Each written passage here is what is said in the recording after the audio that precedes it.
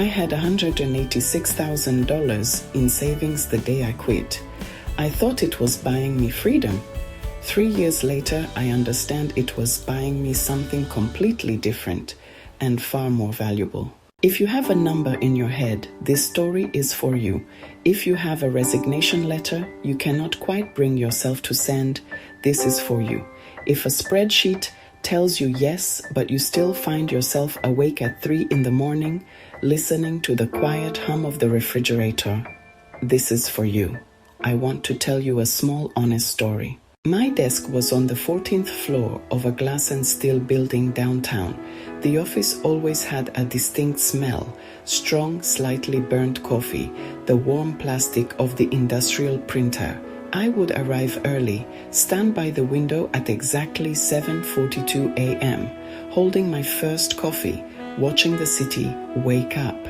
The number became my mantra, $186,000. It felt like a map to a different life, a tangible promise. For 7 years, I saved my money with a quiet, single-minded focus that felt like a secret mission. Every paycheck moved into the future fund. I skipped lunches out, wore the same rotation, celebrated small gains in private.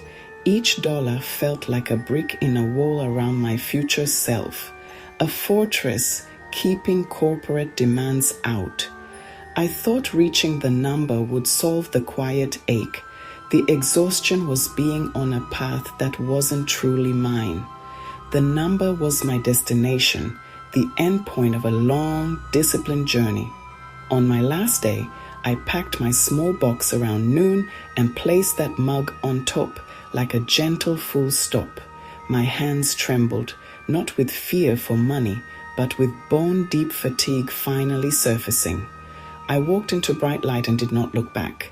That first week I slept without an alarm and woke at 6:20 to gentle light through thin curtains. I made coffee, did not check my email or my phone. I listened to the house settle. No rush, no frantic keys, no hurried gulps. A profound silence. Safety shifted. It looked like permission to sit still. Freedom from the hum of expectation. The money had bought me this moment, not exhilarating, softer, grounding. My old definition of safety had been incomplete. That morning, I knew I had stopped moving to other people's schedules. I had space to be without performing usefulness, and that was a beginning I didn't yet understand. I imagined luxurious time, and I had the hours. But the hours began to ask difficult questions. 2 weeks in, I paced and made lists, called the plumber, buy light bulbs, organized the spice rack. I was filling the space with chores that looked like work. A jolt. I was recreating the structure I had left behind. My identity had leaned on someone else's calendar, someone else's priorities. The money opened a door to a vast, empty room. It was mine to furnish, and I didn't know where to begin. I thought the money would fix my marriage. We had saved together. We toasted the number. It felt like glue. The next toast echoed. He kept working, urgent emails, meetings, stress. My days grew open, and the space between us widened. My presence at home felt like judgment to him. His fatigue felt like my failure to build joy. Small arguments carried heavy meaning. We were improvising, poorly. We had planned the finances meticulously, and not our hearts at all. The money changed our structure. We needed a new bridge. Financial freedom didn't equal relational harmony. It was a lonely, frightening realization. It was hard. I thought the money would erase loss. I had quit, I had won, I was free. Then grief arrived, not with a crash, but in an ordinary afternoon. I cried for a competent, needed version of me, for belonging. The small triggers were paper cuts. The leaving was liberation and loss. That was the day I learned that grief keeps its own receipts. It took nearly 2 years to see the truth. The money did not buy a new self. It bought margin. Margin was the most valuable purchase.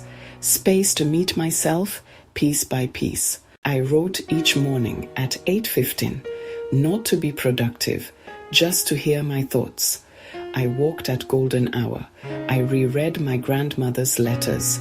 I lingered in small conversations. The money opened the door. Margin let me move through it at my pace. Margin let me grieve without shrinking, sit with discomfort, and resist busy work. I learned to notice small things, the exact angle of October light on wood. The number in your head is a tool, not a promise. It can create space, but it won't fill it. If I could tell my earlier self one thing, give your new days a gentle shape. Keep one ritual. Make a place for your grief. For your week ahead, choose 1 hour each morning for feeling. Not for fixing, not for improving, just for feeling. Light a candle. Sit with your coffee. Walk without a destination. Let that hour be gloriously unproductive and quietly important. If this gave words to something you've been feeling, the channel is built for that. New reflections every Sunday. I'll see you in the next one. Thanks.